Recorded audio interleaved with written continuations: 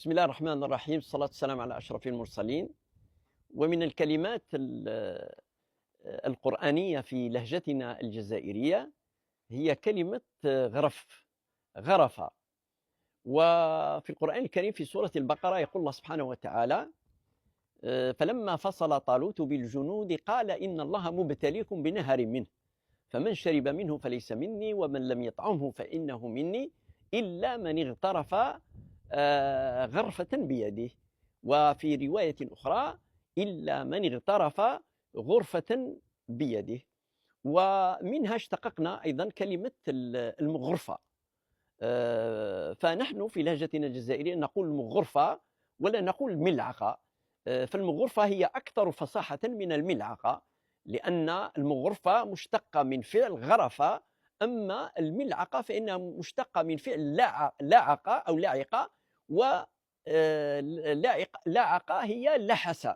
ف في المدرسة تعلمنا الملعقة، وفي اللغة العربية الفصحى في المعاجم الملعقة هي المغرفة، تسمى باللغة العربية الفصحى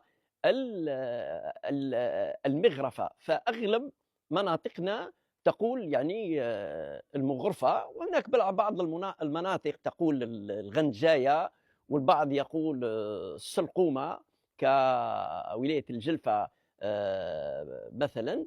وفي الدول العربية عندنا تقريبا يعني 13 تقريبا اسم، فهناك من يقول الملعقة، وهناك من يقول المعلقة، وهناك من يقول المغرفة والمغرفة، وهناك من يقول المغرفة كما في العاصمة، وهناك من يقول المقرفة بالقاف، وهناك من يقول مثلا في ليبيا يقولوا كشك، في العراق وفي الإمارات يقولوا خشوقة، يعني هي كلمة تركية. وهناك من يقول الزغلة، وهناك من يقول الخبية وغيرها يعني من الألفاظ. ولكن المغرفة هي أكثر، يعني أكثر فصاحة. وعندنا في ولاية عين تموشن بالنسبة للشوكة، الشوكة اللي هي في أغلب ما هو معروف يعني في الدول العربية، وعندنا هي الفرشيطة. نقول عنها الفرشيطة أو الشوكة يعني باللغة العربية الفصحى. نسموها عندنا في ولاية عين تموشنت القارفو.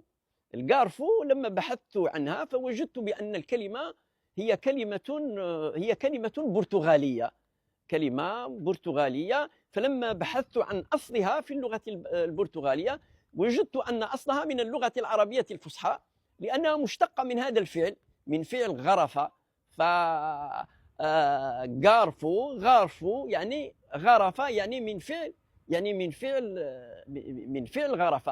ولكن انتقلت إلينا في لهجتنا عن طريق اللغة البرتغالية، نظرا لتواجد البرتغاليون والإسبان يعني حوالي يعني 3 قرون، لأنها كانت دولة واحدة. فكثير من الكلمات الإسبانية والبرتغالية يعني موجودة عندنا في لهجتنا. ولا يخفى على إخواني أن أصل هذه الكلمة، كلمة قارفو، هي كلمة عربية. اللغة البرتغالية فيها حوالي 2000 كلمة من اللغة البرتغالية، أصلها من اللغة العربية.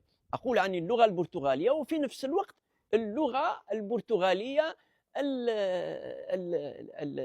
البرازيلية، لأن اللغة الرسمية للغة البرازيل هي اللغة البرتغالية. وبين قوسين يعني حتى